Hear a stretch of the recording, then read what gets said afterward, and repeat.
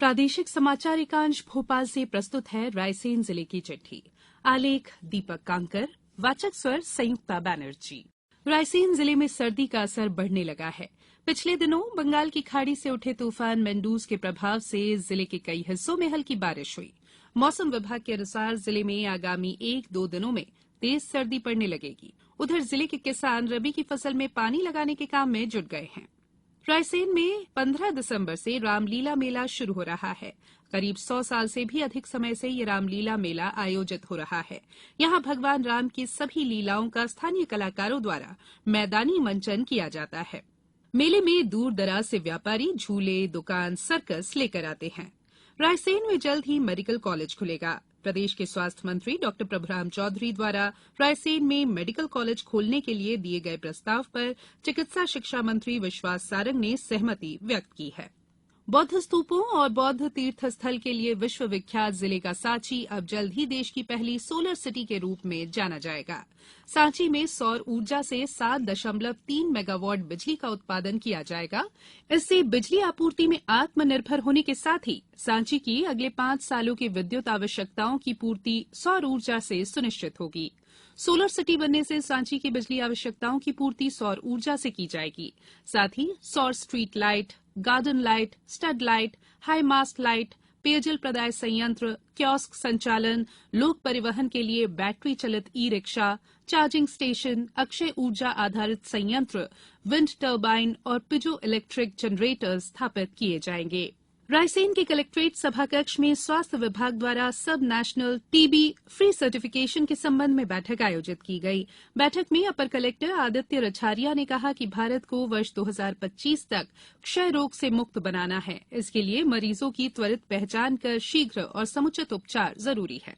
पिछले दिनों स्वास्थ्य मंत्री डॉ प्रभुराम चौधरी और सिलवानी विधायक रामपाल सिंह द्वारा सुल्तानगंज में लगभग 4 करोड़ रुपए से अधिक राशि के विभिन्न निर्माण कार्यों का भूमि पूजन किया गया तथा 1 करोड़ 32 लाख रुपए से अधिक राशि के कार्यों का लोकार्पण किया गया।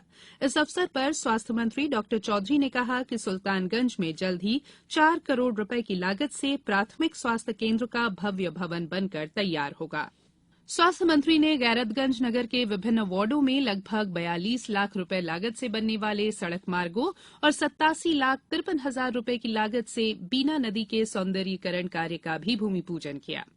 जिला कलेक्टर और जिला निर्वाचन अधिकारी अरविंद दुबे ने रायसेन, ओबेदुल्लागंज और मंडीदीप क्षेत्र के अनेक मतदान केंद्रों का निरीक्षण किया और मतदाता सूची के संक्षिप्त पुनरीक्षण कार्य का अवलोकन किया। पिछले दिनों वन मंत्री डॉ कुंवर विजय शाह और भोजपुर विधायक सुरेंद्र पटवा द्वारा रायसेन जिले में रातापानी अभ्यारण्य में जंगल सफारी का शुभारंभ किया गया। उन्होंने रातापानी अभ्यारण्य के झिरी गेट पर अनुभूति कार्यक्रम के तहत हरी झंडी दिखाकर स्कूली बच्चों को सफारी वाहन से जंगल सफारी पर रवाना किया।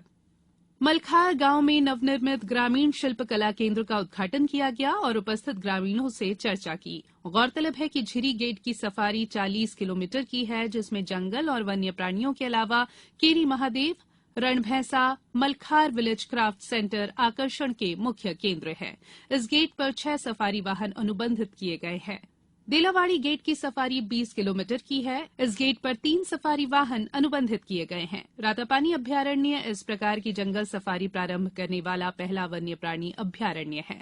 इस प्रयास से स्थानीय लोगों को गाइड, फूड स्टॉल, सफारी वाहन इत्यादि में रोजगार के अवसर भी प्राप्त होंगे और नागरिकों में वन और वन्य प्राणियों के संरक्षण की जागरूकता भी विकसित होगी।